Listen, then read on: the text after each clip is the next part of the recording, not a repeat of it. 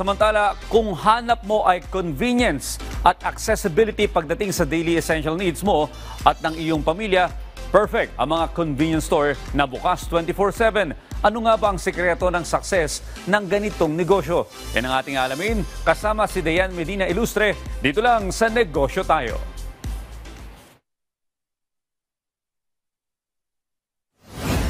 Miss June, to start off, tell us more about your business journey. How did you enter business industry? I wanted to have my own. Your own business. Yeah, kaya and I didn't have any, wala akong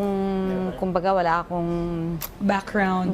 sa. Yes, because I remember off-cam, nagkukwentuhan tayo. You told me that your course was chemical engineering and you also had second course which is nursing.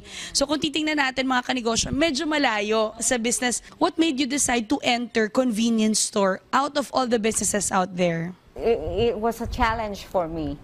Tapos yung daughter ko pa din, nag-graduate siya ng HRM. Siguro it's the mother side of me na ayokong, kasi dalawa lang sila. Yung ibig sabihin, gusto ko yung business na she can call it her own. Kasi matanda na kami. So nag-isip ka ng business na something na gusto mong i-transfer sa kids mo in time, yung business na tingin nyo talaga na magagawa din ng mga anak ninyo. You opened year 2017, kamusta yung pag-run natin ng business? Hindi siya madali talaga. Kaya lang, as you go along, makakapag-adjust ka, and then nakakatuwa pag yung nakikita mong nagpo-progress. And then siguro ang nakatulong talaga sa akin is the fact that it's, yung parang malapit lang.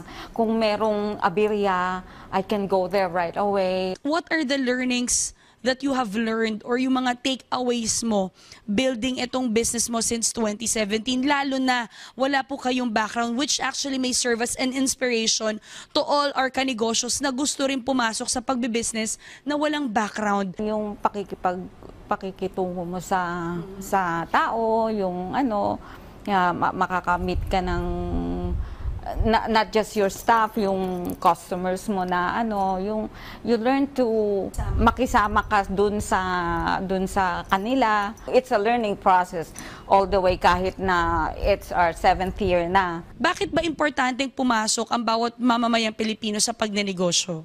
Parang fulfillment mo na yun eh. Kagaya ko, matanda na ako talaga. Pag open ko nung business, talagang yung bang learning process ka. Pero pagka nakikita mo naman yung mataas yung sales or something like that, parang sumasaya ka kasi nga yun yung Fulfillment. Kung may gusto kang gawin, ibigay mo ang lahat ng makakaya mo para wala kang pagsisiyan sa huli.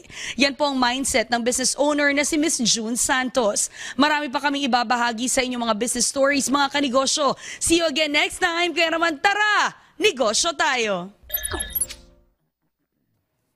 Minsan, mayroon dito, walang